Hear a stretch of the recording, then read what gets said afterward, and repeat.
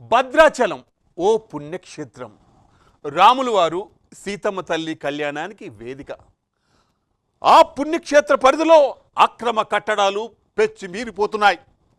అడిగే నాదుడు లేడు. నాసి రకం కట్టడాలు. ఆ కాంట్రాక్టర్ల నిర్లక్ష్యానికి కూలి బతుకులు నేల కూలిపోయాయి. ఒకరు కాదు, ఇద్దరు కాదు, ఏకంగా 7 గోడ కింద సమాధి అయ్యారు.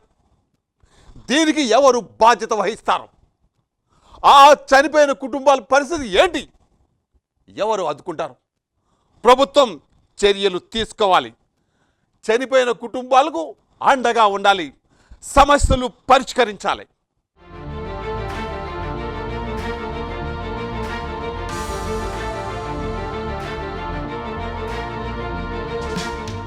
భద్రాచలం పట్టణంలో విషాదం చోటు చేసుకుంది. నిర్మాణంలో ఉన్న బిల్డింగ్ కూలింది. ఈ ప్రమాదంలో 7 వ్యక్తులు మృతి చెందారు. బిల్డింగ్ కూలడం చూసి స్థానికులు భయాందోళనతో పరుగులు తీశారు. అనంతరం పోలీసులు అధికారులకు సమాచారం ఇచ్చారు. రంగంలోకి దిగిన అధికారులు సహాయక చర్యలు చేపట్టారు. ఘటనపై పోలీసులు కేసు నమోదు చేసి దర్యాప్తు చేస్తున్నట్లు తెలిపారు.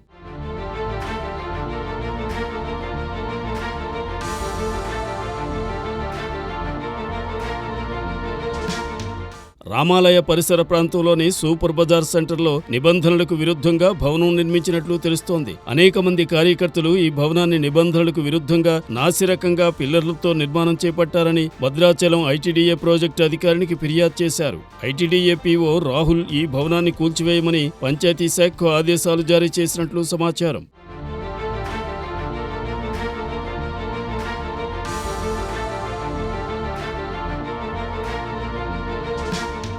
అయినప్పటికీ ప్రాజెక్టు అధికారి ఆదేశాలను పట్టించుకోకపోవడంతో ఈ ప్రమాదం జరిగి పలువురు మరణానికి కారణమైంది. ఇంటి యజమాని సైతం సామాజిక కార్యకర్తలను అనేక రకాలుగా బెదిరించారు. అనేక బిల్డింగ్ నిర్మాణాలు ఇలాగే నిబంధనలకు విరుద్ధంగా జరుగుతున్నాయని పట్టణ ప్రజలు ఆందోళన వ్యక్తం చేస్తున్నారు. ఎవరు ఫిర్యాదు చేసినా సంబంధిత శాఖ అధికారులు పట్టించుకోవడం లేదని ఆరోపణలు వినిపిస్తున్నాయి. ఈ ప్రమాదానికి పూర్తిగా పంచాయతీ శాఖ బాధ్యత వహించాలని ప్రజలు విజ్ఞప్తి చేస్తున్నారు.